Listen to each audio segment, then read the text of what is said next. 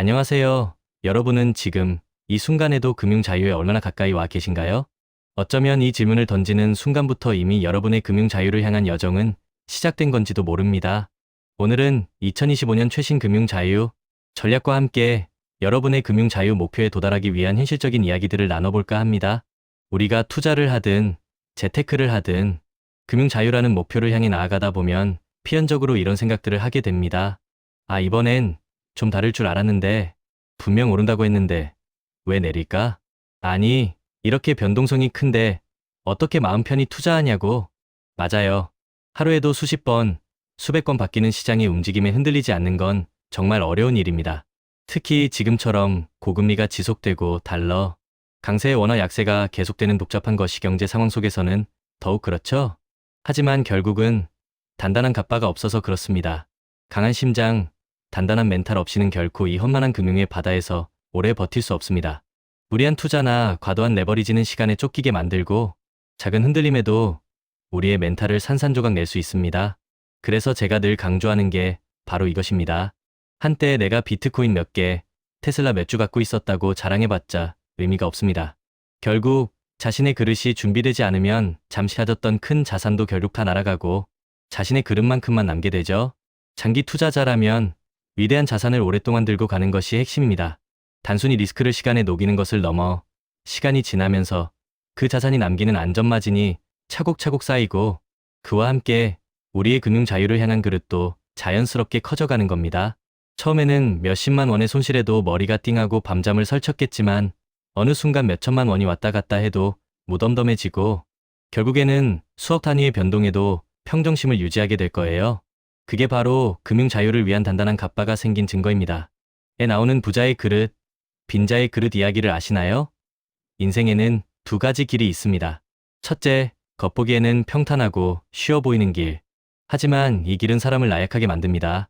둘째, 좁고 험난한 길. 문제도 많고 힘들지만 이 길을 통해서만 진정한 부자가 될 수 있습니다. 문제가 많아도 도망가지 않고 정면 돌파하며 그 문제를 성장의 에너지로 바꾸는 사람들이 바로 부자들입니다. 예를 들어 그릇이 2인 사람이 4만큼의 문제를 겪으면 멘붕이 오겠지만 그릇이 8이 되면 4 정도의 문제는 그냥 지나가는 바람처럼 느껴지는 거죠. 즉, 문제가 큰 게 아니라 나의 금융 자유를 향한 그릇이 작은 겁니다. 따라서 문제를 통해 그릇을 키우는 것이 중요해요.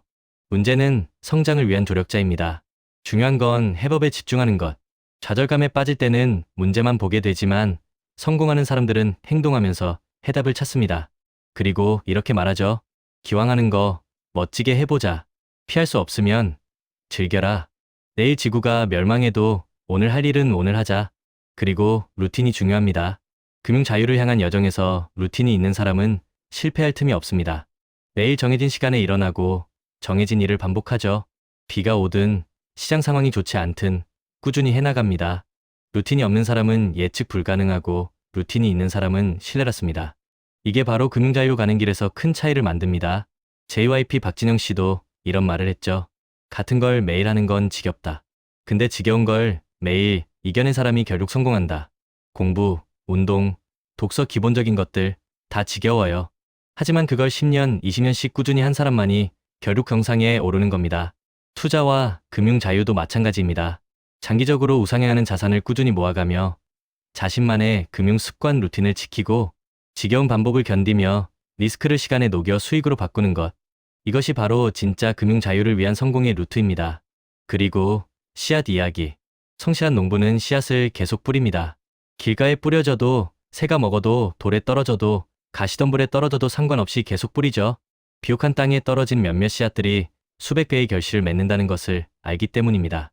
이것은 우리의 투자와 금융 자유를 향한 노력과 똑같습니다. 그렇다면 우리는 어떤 금융 자유의 씨앗을 뿌리고 있나요?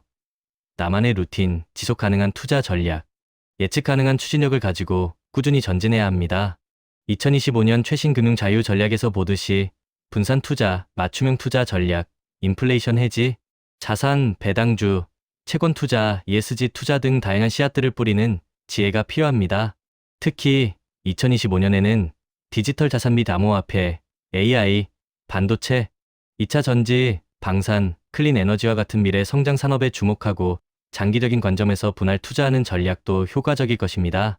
또한 정부의 청년도약계좌 같은 금융지원 정책을 적극 활용하고 책무구조도 시행이나 불공정거래, 제재 강화와 같은 금융제도 변화에도 관심을 기울이는 것이 중요합니다. 다시 한번 강조합니다. 성공적인 장기 투자를 통해 금융 자유를 얻기 위해 우리가 꼭 기억해야 할 4가지. 첫째, 우리는 시간이라는 자원을 무기로 삼습니다. 거대 자본이 쉽게 할 수 없는 장기 투자를 우리의 핵심 금융 자유 전략으로 삼는 겁니다. 둘째, 내가 중간에 변심하지 않도록 강력한 마인드셋을 구축해야 합니다. 시장의 변동성과 심리 관리는 금융 자유로 가는 길에서 가장 중요한 요소 중 하나입니다.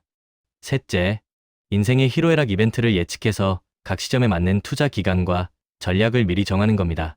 비상금 마련과 같은 금융 습관도 중요하죠. 넷째, 예측할 수 없는 리스크에 대비해 속성이 다른 자산 23개로 분산 투자를 해야 합니다. 인플레이션 해지, 자산이나 채권 투자가 좋은 예시가 될 수 있습니다. 이것이 바로 제가 비트코인, 테슬라, 서울 부동산을 함께 투자하며 금융 자유를 향해 나아가는 이유입니다. 부동산은 든든한 베이스 캠프, 주식과 암호화폐는 더 높은 목표를 향한 스노우픽.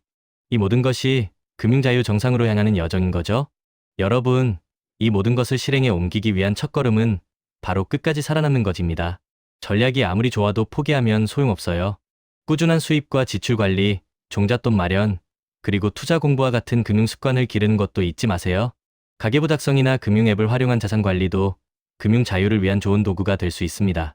그러니 우리 함께 긴 여정의 동료로 계속 투자와 루틴을 이어가며 금융 자유를 향해 나아갑시다. 구독자 여러분, 리스펙합니다. 함께 금융 자유의 길을 걸어요.